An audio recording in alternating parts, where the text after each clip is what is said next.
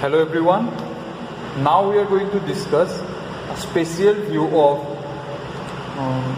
wrist, which is ulnar deviation.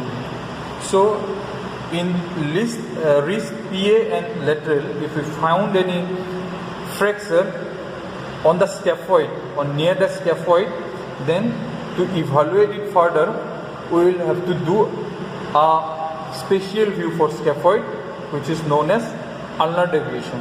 So for that view, we have to ask the patient to deviate his hand towards the ulna, towards the lateral, medial side actually, towards the ulna as much as the patient can deviate. The wrist should be properly attached with the film, attached with the cassette, and the centering we will put on the midpoint of the styloid process. So generally, our radial artery goes past near the scaphoid bone. So if there is any fracture on the scaphoid bone, to evaluate it further, and if it is going to affect the radial artery or not, so evaluate that, we have to do this ulnar deviation.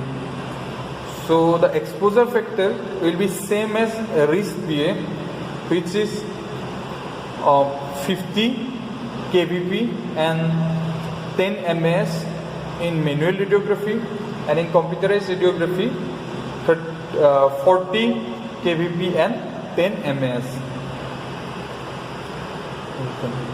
And we have to adjust we have to collimate the beam to only include the wrist joint, and we have to cover the 1/3 of the radius and ulna nearer to the wrist and the base of the metacarpals, and we have to put a marker. We have to always put a marker when we are doing a radiograph.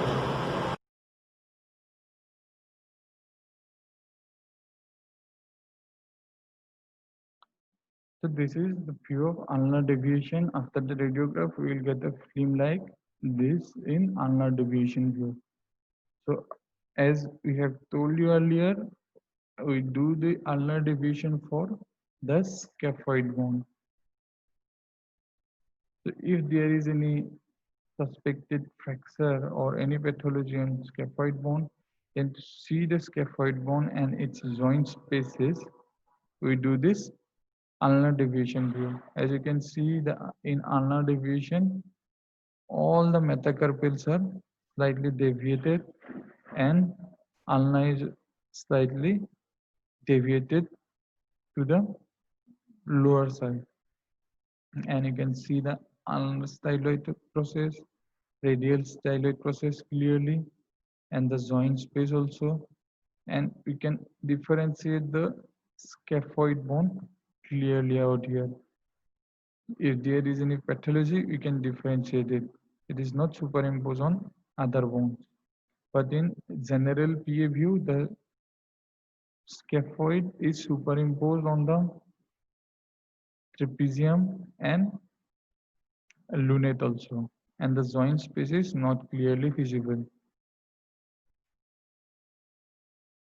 Here you can see the base of the metacarpals, and they are also a little bit superimposed on each other because we have deviated the hand, and we don't have to include all the metacarpal bones because this is specially for scaphoid bone, but we have to include the 1/3 of the radius and ulna nearer to the wrist.